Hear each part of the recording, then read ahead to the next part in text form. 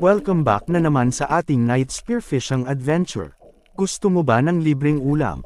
Sabay ka na, tara na, let's go. In our first dive, here, we got a Napoleon rash fish or tinatawag itong ipos-ipos. Dito hinanap ko lang ang tamang placement sa pagtira para mas-apple natin siya. Ang isdang ito ay masarap sa paksiw na mas masarap pa sa dipindi na nga rin sa pagluto. Good size na din nito kaya kinuha ko na, baka kunin pa ng iba. Kung gusto mo ng mga ganitong video polyhug na lang kagsag pa sa like, share and comment nga naa sa ilalim. Dito naman sa part na ito isang emperor fish ang nakita ko kaya agad kon ang tinera baka tirahin pa ng iba.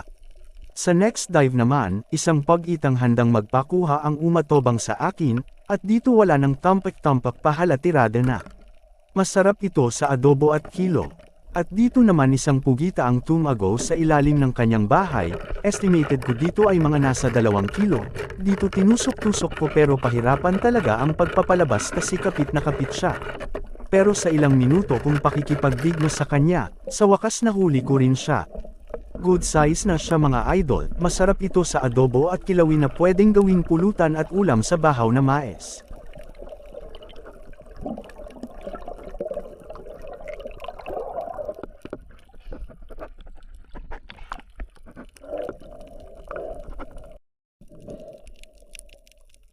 At dito naman may nakita akong isang nilalang na di ko rin alam ang tawag nito. Ito daw yung gumagawa ng mga lukot. Kinikilo rin ito ng iba pero para sa akin very unusual talaga siya kaya hinayaan ko na. At dito naman isang snapper na nagtatago sa ilalim ng bato na akala niya ay deko siya nakikita kaya tinera ko na dahil sulbad na ito sa masarap na pangtinola.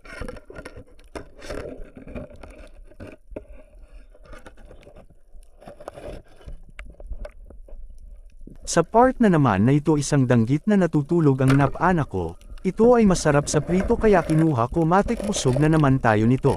At dito naman, may nakita akong isdang pang anti-zero or tinatawag itong teke-teke. Kinukuha ko ito pag maliit lang ang kuha ko, kay may nalang pagdanghag pang sadan.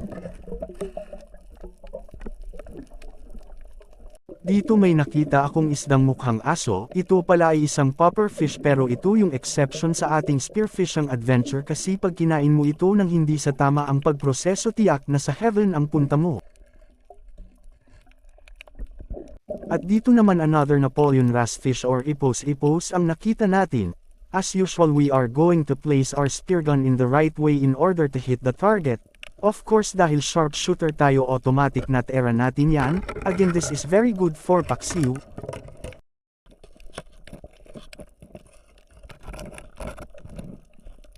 Ay nakita tayong isang confidential fish na palaging pinag-uusapan sa social media.